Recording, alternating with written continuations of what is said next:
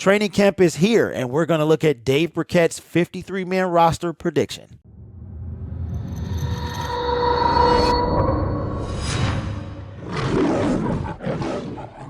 Hello, everyone. My name is Derek, and welcome back to Detroit Lions Syndicate. You already know what we do on this channel. We talk all things about your favorite team, the Detroit Lions. So join the Syndicate by subscribing to the YouTube channel and hit that notification bell because training camp is here, and you don't want to miss another Lions upload. So make sure you sub.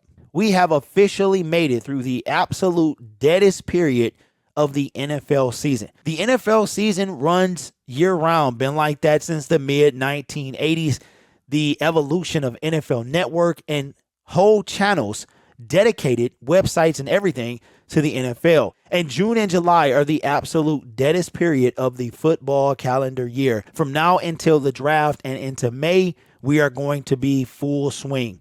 And it's rinse, repeat every year. Well, we made it through probably the quickest offseason that I have ever been a part of when it comes to the Detroit Lions. And training camp begins today. And for the Detroit Lions, they have a few practices that will be closed to the general public and the season ticket holders until this weekend. The Detroit media will get their chance to check out the Lions before the general public does, and that starts today. And Dave Birkett, a local beat writer for the Detroit Free Press, is back from vacation, and he's giving us his pre-training camp 53-man roster. He said he's going to do another one again right before the final preseason game against the Pittsburgh Steelers.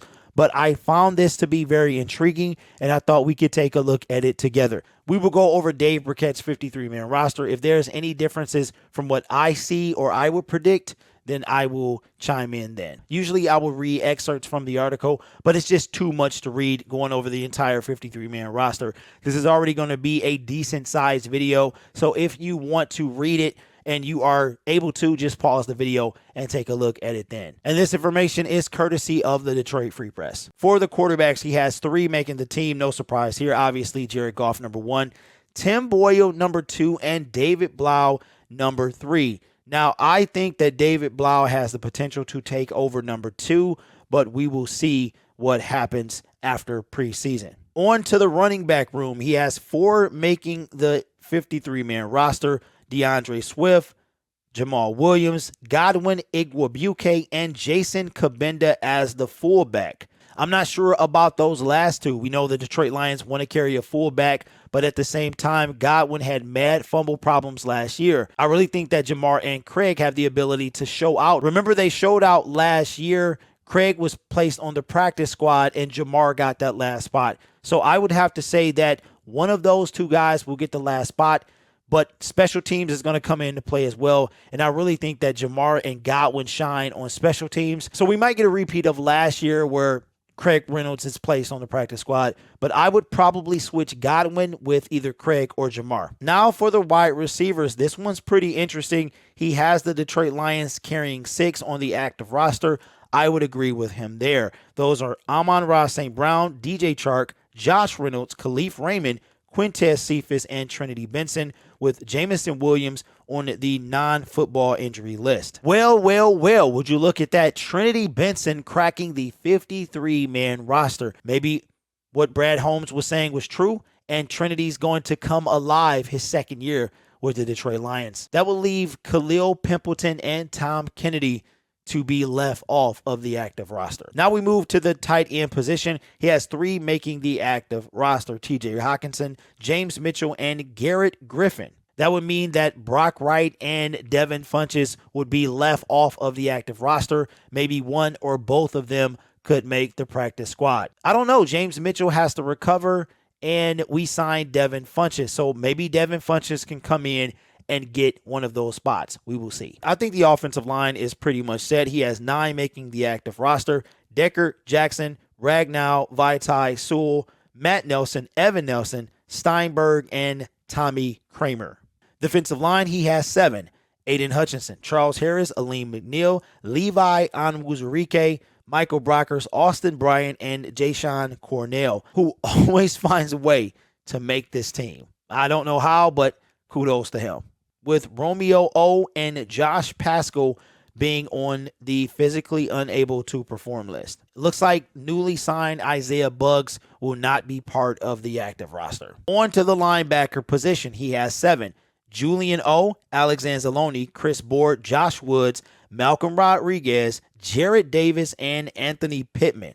You know who's not on the linebacker list for the 53-man roster? Second-year player Derek Barnes. He has Pittman or Jarrett Davis making the roster over Derek Barnes. I'm going to have to see. Seeing Jarrett Davis before, I'm going to give that spot to Derek Barnes. He played pretty well last year for a rookie. Defensive back, he has 11. Amani Awawarie, Jeff Okuda, Mike Hughes, Will Harris, A.J. Parker, Bobby Price, Tracy Walker, Deshaun Elliott, Kirby Joseph, C.J. Moore, and Afitu Melifonwu.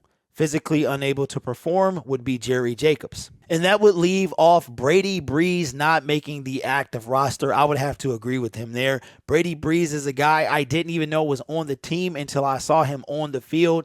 And I think it was the last game against the Green Bay Packers or second to last.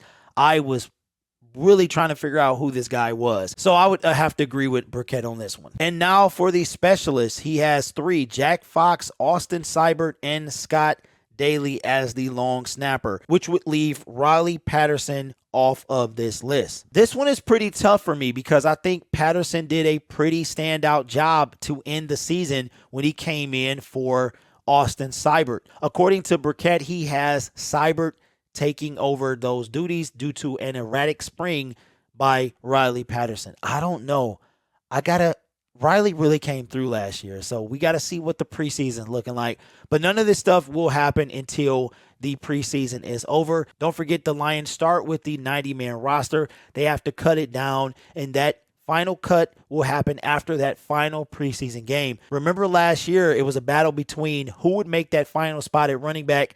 That was one of the ones that stood out, Jamar Jefferson or Craig Reynolds. Craig was balling up into that last game, and then Jamar came out like just a man possessed and took that final spot, which sent Craig Reynolds to the practice squad. So let me know your thoughts about Dave Birkett's initial pre-training camp 53-man roster. What did you agree with and disagree with overall? For the most part, I agree with them. There are a few changes here and there that I would make, but hey, Dave gets to see this team on a regular basis, and I do not. We'll see when training camp ends, and we'll see what the final roster looks like. My name is Derek. This is Detroit Lions Syndicate. We have 46 days into the Lions home opener against the Philadelphia Eagles, and we have 16 until the first preseason game. Can you believe it? So make sure you subscribe to the YouTube channel because we want to give you all the content you can handle as the preseason approaches and keep you up to date on your Detroit Lions. You guys are awesome. Take care of yourself. Football is here. And as always, go Lions.